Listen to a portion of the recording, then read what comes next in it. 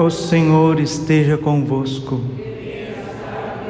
Proclamação do Evangelho de Jesus Cristo segundo Mateus. Naquele tempo, Jesus disse aos seus discípulos: ouvistes o que foi dito, não cometerás adultério. Eu, porém, vos digo, todo aquele que olhar para uma mulher com desejo de possuí-la, já cometeu adultério com ela no seu coração.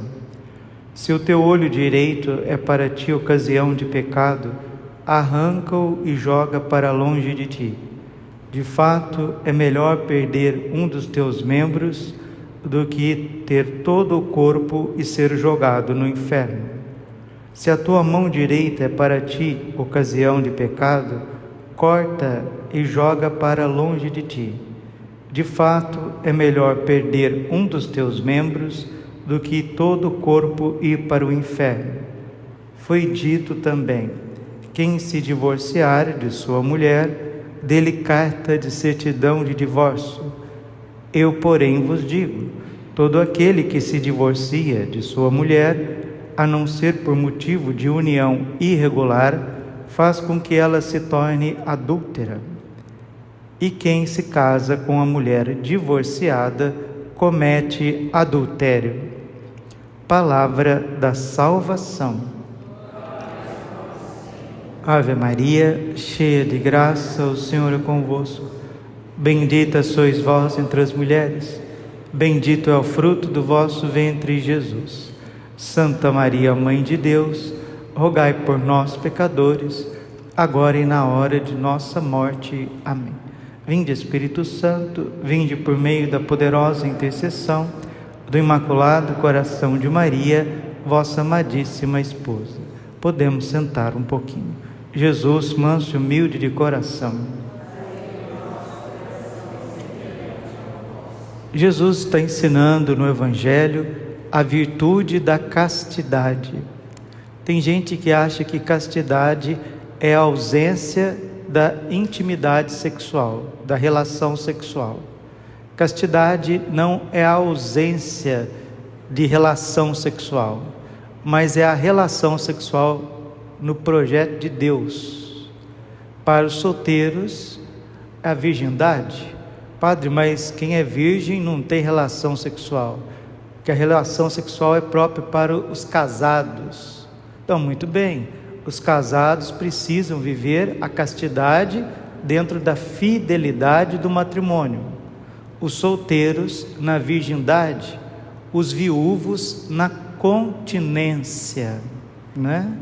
Então, se a pessoa ficou viúva, ela não pode ter outro homem, outra mulher. Ela precisa se conter, viver a castidade, viver a pureza, e se for vontade de Deus, de comum acordo, assim pode casar novamente. Essa é a doutrina de nosso Senhor Jesus Cristo.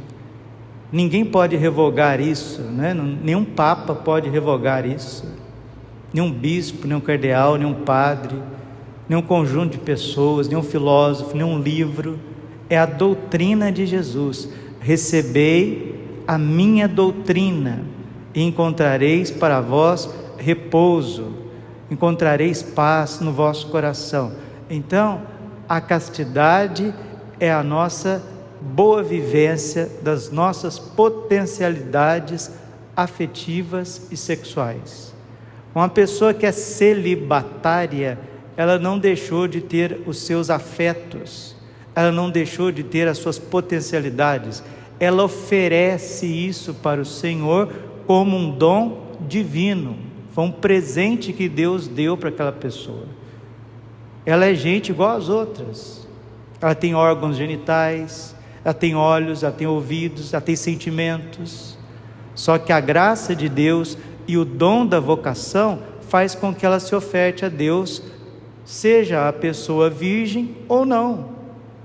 Santo Agostinho não era virgem, ele tinha filho, ele teve várias mulheres, mas uma vez que ele encontrou o Evangelho, encontrou a verdade, ele ofereceu a sua vida a Deus. E Santo Agostinho dispensa comentários, né? Então o Senhor está nos ensinando a viver a castidade, seja aquele que é menino, jovem, solteiro, seja aqueles que são celibatários, que foram virgens ou não, sejam aqueles que estão vivendo a vida de matrimônio e os viúvos. Todos nós somos chamados a viver a castidade, e é na castidade que está a pureza, e sem a pureza, sem a virtude da pureza, ninguém vê a Deus. Mateus capítulo 5, versículo 8: bem-aventurados os puros de coração, porque verão a Deus. Mas viver a castidade é muito difícil. É difícil porque a gente não reza. Se nós fôssemos homens e mulheres de oração, a castidade não seria tão difícil, porque o próprio Agostinho, que tinha vivido uma vida mundana, né? Uma vida de prazeres, de paixões, ele reza assim depois de se converter, depois de ser batizado: Senhor, dá-me o que tu me mandas, e manda o que tu queiras de mim. Então, se Deus está pedindo para a gente ser puro, vamos pedir a pureza. Se Deus está pedindo para que a igreja inteira viva a castidade, cada um no seu estado, peçamos todos os dias o dom da castidade. E se a gente for humilde, mortificarmos e viver uma vida de oração, pode ter certeza que não é mais difícil viver a castidade, é uma alegria, é uma libertação. Milhões de pessoas que já foram escravas do sexo ou de uma sexualidade desregrada e hoje vivem a castidade, podem testemunhar. É como se fosse uma pessoa que vivesse nas drogas e depois se libertasse. É como alguém que estava numa prisão e hoje é livre. É para a liberdade que Cristo vos libertou. Amemos, meus irmãos, amemos a Deus, amemos-nos a nós mesmos, amemos o próximo, porque a castidade é isso. Todas as pessoas que vivem a castidade é porque elas amam a Deus, porque São Felipe Neri dizia: sem a graça de Deus, sem a Eucaristia, é impossível viver a castidade. E o mesmo São Felipe Neri dizia assim: para viver a pureza, para viver a castidade, somente os fujões são castos. Para viver a castidade precisa fugir, e é isso que Jesus está dizendo: se a tua mão te leva ao pecado, corte-a. Se o teu pé te leva ao pecado, corte-o. Se o teu olho te leva ao pecado, arranca-o. Padre, então nós vamos ser uma sociedade de aleijados, né, de caolhos, porque o tanto que as pessoas usam suas mãos, seus pés, seus olhos, seus membros para o pecado, seria todo mundo dilacerado por aí, né? Mas Jesus não está falando de você cortar literalmente a mão, o pé ou arrancar o olho. Ele está falando para a gente ser realmente radical e cortar a ocasião próxima do pecado. Se nós não formos radicais e cortar aquele meio, aquela situação que leva ao pecado, não tem como viver a pureza.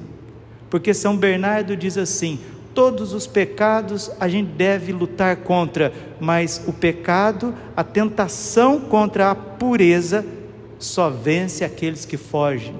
E o mesmo São Bernardo diz assim: é mais fácil ressuscitar um morto do que estar numa ocasião de pecado e não cair. Quanta gente que vivia a castidade, quanta gente que vivia a virgindade, quanta gente que servia a Deus com paz e pureza de consciência e de coração, achou que era forte, achou que resistiria, perdeu a pureza, às vezes perdeu até a vocação, perdeu a fidelidade e às vezes perdeu até a esposa ou o esposo. Na luta pela castidade só se vence os fujões. Isso é a virtude da humildade. Jesus ensinou a gente ser humilde. Aprendei de mim, que sou manso e humilde de coração. Não espera você ser uma candura, né, como Santa Teresinha, para começar a viver a pureza. Não espera ser um domingo sávio para você começar a viver a pureza e qualquer virtude que Deus nos pede e quer nos dar. Antes de Deus pedir qualquer coisa a nós, Ele quer nos dar. Deus quer nos dar a virtude da fé, para que progridamos, quer nos dar a virtude da esperança, para que desapeguemos, quer nos dar a virtude da caridade, para que nos sacrifiquemos dia a dia, para que a gente se torne um outro Cristo. Christianus alter Christus, já diziam os primeiros cristãos, o cristão é um outro Cristo. E às vezes a gente acha que as coisas estão na luta, nas tribulações e nos problemas, e nas convulsões sociais, no fim do mundo, e na guerra, e nas bombas. Elias teve essa experiência na primeira leitura, gente, e foi muito bonita essa primeira leitura, e vale a pena a gente ouvir novamente. Naqueles dias, ao chegar a Horebe, o monte de Deus, o profeta Elias entrou numa gruta. Se você quiser ser íntimo de Deus, você precisa ter a sua gruta. Padre, que gruta que é essa? Eu tenho que construir uma gruta lá em casa? Não, você tem que ir para um lugar calmo para encontrar a Deus. E ali Elias passou a noite, e eis que a palavra do Senhor lhe foi dirigida nestes termos: sai e permanece sobre o monte diante do Senhor, porque o Senhor vai passar. O Senhor vai passar. Deus vai passar na nossa vida. A graça de Deus vai passar. São José Maria Escrivá tem um conjunto de escritos, um livro chamado Cristo que Passa, e Ele vai passar mesmo. E se Deus passar, Ele faz nova todas as coisas. Eis que faço nova todas as coisas. Sai e permanece sobre o monte diante do Senhor, porque Ele vai passar. Antes do Senhor, porém, veio um vento impetuoso e forte. Às vezes a gente acha que vai encontrar Deus fazendo violência contra a nossa carne, com grandes penitências e fazendo, tantas coisas, às vezes certas loucuras. E veio um vento impetuoso e forte que desfazia as montanhas, quebrava os rochedos. Mas tem que ser na oração de fervor, tem que ser com muita força, com muito barulho, com muitos instrumentos. Todo tipo de louvor a Deus é válido, sim. Louvar a Deus num grupo de pessoas, louvar a Deus com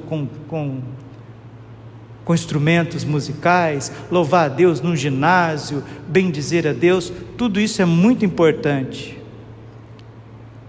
Mas o Senhor não estava no vento. Depois do vento houve um terremoto, mas o Senhor não estava no terremoto. Mas tem que ser radical, tem que falar a verdade, custa o que custar, tem que falar tudo que tem que dizer, e tem que ser forte mesmo, e tem que ser firme com Deus, e com Deus não tem brincadeira. Sim, tem que ter coerência. Mas Deus repreendeu, nosso Senhor repreendeu Tiago e João, filhos do trovão, que queria que caísse fogo, que chovesse fogo sobre os samaritanos. Senhor, o Senhor quer que a gente reze para que caia fogo sobre esses samaritanos que não te acolhem, que não te aceitam? Veja o mundo que nós estamos, querendo passar leis que são contrárias à vida, contrárias à ética, ao bem comum, contrárias ao Evangelho, aos mandamentos. O que nós católicos vamos fazer? Rezar a Deus para que mande fogo a esses ímpios? Jesus repreendeu João, repreendeu Tiago, que queria que fizesse chuva de fogo sobre os samaritanos. E aqui Elias saiu para encontrar o Senhor, mas também estava com dificuldade, porque todos achavam que Deus se manifestava no barulho, que todos achavam que Deus ia se manifestar ali naquele estrondo, onde todo mundo está presente, onde é o que todo mundo diz. Mas não. Passando o terremoto veio um fogo, mas o Senhor não estava no fogo, e depois do fogo ouviu-se um murmúrio de uma brisa leve. Ouvindo isso, Elias cobriu o rosto com um manto. O que é esse cobrir o rosto, padre? É a virtude da fé. Ninguém pode ver a Deus por si mesmo. a não ser pela fé. O véu da fé faz com que nos aproximemos mais de Deus nesta terra. Elias cobriu o rosto com um manto, saiu e pôs-se à entrada da gruta. Ouviu então uma voz que dizia: que fazes aqui, Elias? Ele respondeu: estou ardendo de zelo pelo Senhor Deus Todo-Poderoso, porque os filhos de Israel abandonaram tua aliança, demoliram os teus altares e mataram a espada os teus profetas. Só eu escapei, mas agora também querem matar-me. O Senhor disse-lhes: vai e toma o teu caminho de volta em direção ao deserto de Damasco. Chegando lá, ungirás Azael como rei da Síria, unge também Jeú como filho de Nansmi, como rei de Israel, e Eliseu, filho de Safate, de Abel, de Meula, como profeta em teu lugar. Elias estava ardendo de zelo pelo Senhor. Ele queria morrer por Jesus, morrer pelo Deus de Israel. Jesus estava lá no Antigo Testamento, Padre, não Jesus encarnado, né? Mas Deus eterno, Santíssima Trindade. E assim como Elias estava ardendo de zelo, querendo se entregar por amor a Deus, assim também foram os mártires. Mas que deve ficar um ensinamento para nós, meus irmãos. Esse ensinamento jamais a gente deve esquecer. O que está lá no Salmo 33, versículo 9: provai e vede quão suave é o Senhor. Vai se enganar muito quem buscar Deus no barulho. Engana-se quem quiser buscar Deus numa justiça ferro e fogo. Engana-se também quem quiser usar da sua inteligência e de todos os artifícios humanos para chegar até Deus. Elias era um homem pobre, perseguido, incompreendido, mas cheio de fé. É isso que Deus quer nos conceder. Vamos pedir ao Sagrado Coração de Jesus a virtude da fé, de encontrar Deus na suavidade do seu amor no dia a dia, no nosso estado de vida. E encontrando o Senhor, nós vamos encontrar a pureza. E quem encontra a pureza, encontra a caridade, encontra a paciência, e aí a gente vai crescendo de fé em fé, de virtude em virtude, e sim, a santidade que tanto almejamos, essa união mais profunda com Deus, é um presente da sua misericórdia e da sua graça. Primeira coisa, humildade. Não espere ser um gigante para começar a rezar. Deus está aceitando a oração dos anõezinhos, né? Nós que somos pequenininhos, nós que ainda não somos evoluídos, gigantes na fé, na oração, na caridade, Deus não está procurando a tua perfeição hoje, agora. Ele está procurando teu amor, tua fé. É o que Santa Teresinha dizia, né?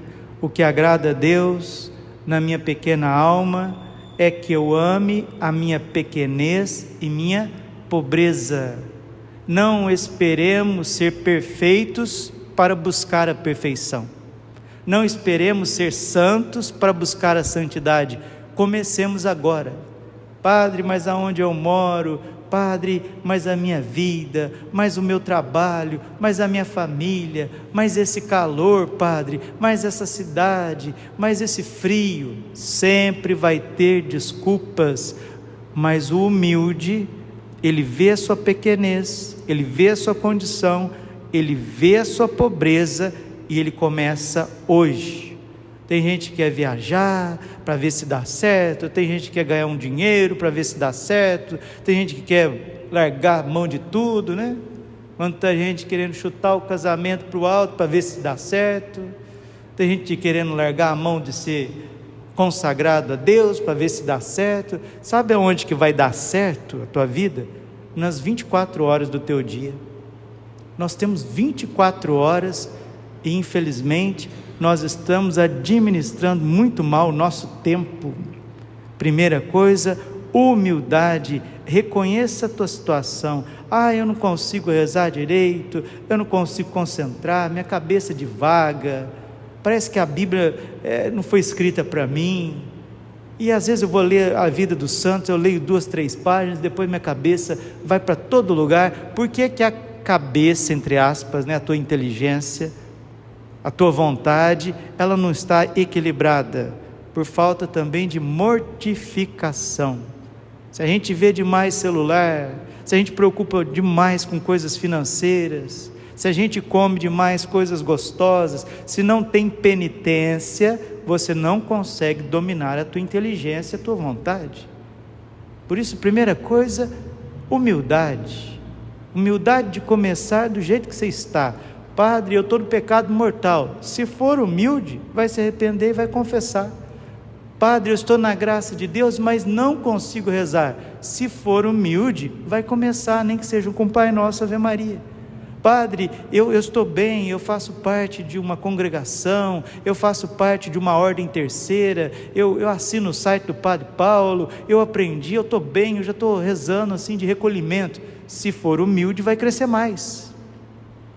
Padre, eu já cheguei na via iluminativa, eu já tenho oração de quietude, Deus fala comigo, e eu estou vendo, meu diretor espiritual disse que eu estou no caminho da união com Deus. Se for humilde, vai crescer mais. Humildade, humildade para começar uma vida nova, humildade, e depois mortificação. Não tem como viver a castidade vendo rede social o dia inteiro, não tem como ter adoração ao Santíssimo se você não tiver uma regra de vida, não tiver uma disciplina. Não tem como rezar o rosário inteiro se você não reservar aquela hora para isso. Então, se a gente for humilde e mortificado, nós teremos vida de oração, e com a vida de oração, Deus vai te conceder a pureza que Ele está te pedindo, vai pedir a fé que Ele está te pedindo, o desprendimento das coisas que Ele pede de nós, o sacrifício da vida, o suportar, né? Porque é próprio de quem cresceu na fé suportar as adversidades desta vida através da virtude da paciência. E Deus quer conceder isso de que forma, meus irmãos? Está aqui na leitura do livro dos Reis, de forma suave, tranquila, branda. Provai e vede quão suave é o Senhor. Salmo 33, versículo 9. O Senhor, Ele quer conceder a nós o que Ele nos pede, mas precisamos colocar a vida em prática. Hoje está em ordem, né? A vida em ordem, e colocar em prática aquilo que ordenamos. Hoje está em moda, né? Está na moda aí, coaching. Coaching são as pessoas que querem ajudar as outras a se dar bem na vida, organizar o seu tempo, dar bem na vida. Isso mesmo, isso é a parte humana. Então quem trabalha com isso está prestando um bom serviço às pessoas. Mas se você organiza a tua vida, se você começa a arrumar o teu horário e para naquilo, não adianta nada. Nenhum coach vai dar a virtude da castidade para uma pessoa, nenhum coach vai dar a virtude da paciência para uma pessoa, nenhum coach vai fazer com que a pessoa tenha paz e se sacrifique pelos outros. Pode ajudar a parte humana. Tem hora que nós temos que ser coachings de nós mesmos, organizando bem a nossa vida, o nosso tempo, nosso calendário, nossa semana. E se começar com humildade, se começar pelo começo, como diz Santo Agostinho, queres ser grande, comeces pequeno. A suavidade de Deus vai te dar a graça de dizer não para uma série de coisas, uma série de vontades, e ali você já vai estar na presença de Deus, rezando, se mortificando, e o mais importante, a Santa Missa, todos os dias, quem puder, ter união com Deus. Padre Pio dizia isso: eu quero ter a minha união com Deus o mais rápido possível. Terminava uma missa, já estava pensando na outra. Por quê? Porque quer ter união com Deus. Todos os santos foram santos porque foram mendigos de amor, mendigos da misericórdia. O dia que você aprender a ser mendigo de Deus, é a primeira bem-aventurança, né? Bem-aventurados os pobres em espírito, ou seja, mendigos de Deus, porque deles é o reino dos céus. Se a gente começar a depender de Deus, colocar ordem, penitência e oração, pronto. Esse é o caminho da santidade, é o caminho da união com Deus. E é isso que Deus quer nos conceder, porque Ele disse para Elias: faça isso, isso, isso. Vai lá, unge um rei, unge um profeta, e vem na minha presença, porque eu vou realizar isso em ti e nos outros. Coloquemos em ordem a nossa vida.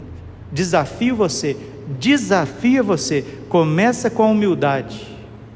Não queira ser perfeito para buscar a perfeição, não queira ser santo para ser santo.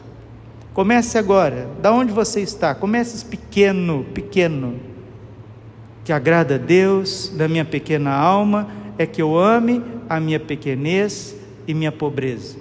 É isso que agrada a Deus. Se formos humildes e começarmos a rezar do jeito que nós somos, organizar as nossas 24 horas, porque tem gente que só não é melhor porque não tem organização pessoal, perde muito tempo.